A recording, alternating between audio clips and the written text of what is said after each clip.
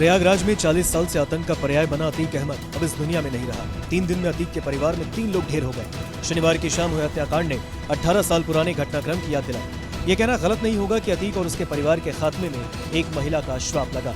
श्राप उस महिला का जो शादी के 9 दिन बाद ही विधवा हो गई और उसके पति की अतीक के गुर्गों ने हत्या की। जी हाँ, वो नाम है सपा विधायक पूजा पाल का।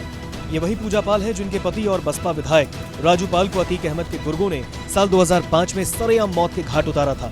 तभी से वो अकेले अतीक गैंग के सामने निडरता से खड़ी रही। पूजा बेहद गरीब परिवार से ताल्लुक रखती हैं और अपने पति के मर्डर के बाद राजनीतिक विरासत को संभाल रही हैं।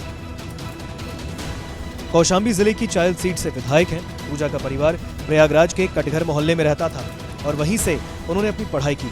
पूजा पाल के पिता पंचर की दुकान चलाया करते थे। खुद पूजा कभी किसी अस्पताल में तो कभी किसी दफ्तर तो कभी किसी के घर में झाड़ू पोछा करके अपना गुजारा करती थी।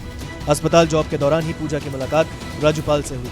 दोनों के बीच दोस्ती हुई, फिर ये दोस्ती प्यार में तब्दील हो गई। विधायक बनने के बाद राजू पाल ने पूजा से 16 जनवरी 2005 को शादी की। शादी के बाद पूजा अपनी ससुराल धूमनगंज स्थित उमरपुर नीवा पहुंची। शादी करके अपने प्यार को पाने के बाद पूजा बेहद खुश थी, लेकिन उसकी किस्मत को कुछ और ही मंजूर था।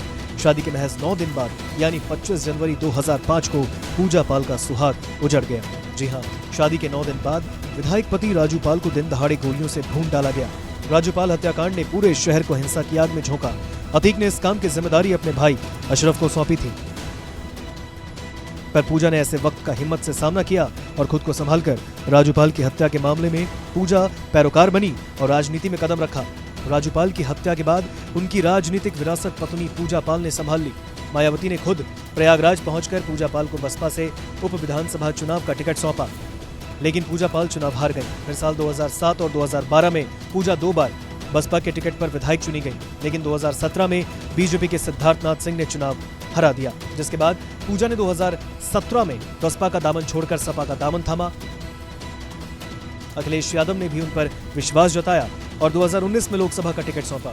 इसके बाद सपा ने साल 2022 में पूजा पाल को चायल सीट से टिकट दिया, जहां से वो विधायक चुनी गई। दरअसल 2004 में शहर पश्चिमी से विधायक अतीक अहमद फूलपुर से सांसद बनकर लोकसभा पहुंचे तो ये सीट खाली हो गई। इस सीट पर कुछ दिनों बाद उपचुनाव हुआ और इस उपचुनाव में राजू पाल ने बाहुबली अतीक अहमद के भाई अशरफ को हराकर सनसनी मचाई, क्योंकि उस वक्त अतीक के नाम का डंका बजता था और लोग कांपते थे।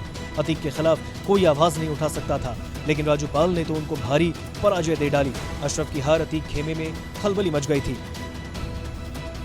राजू पाल के विधायक बन जाने के महज कुछ ही महीने बाद उनकी शादी पूजा पाल से हुई, मगर राजू पाल के विधायक और शादी की खुशी ज्यादा दिन कायम न रह सकी। 25 जनवरी 2005 को राजू पाल का काफिला जैसे ही सुलेम सराय में जीटी रोड पर पहुंचा तो काफिले को रोककर गोलियों की बौछार हुई, जिसमें राजू पाल समेत 3 लोग मारे गए।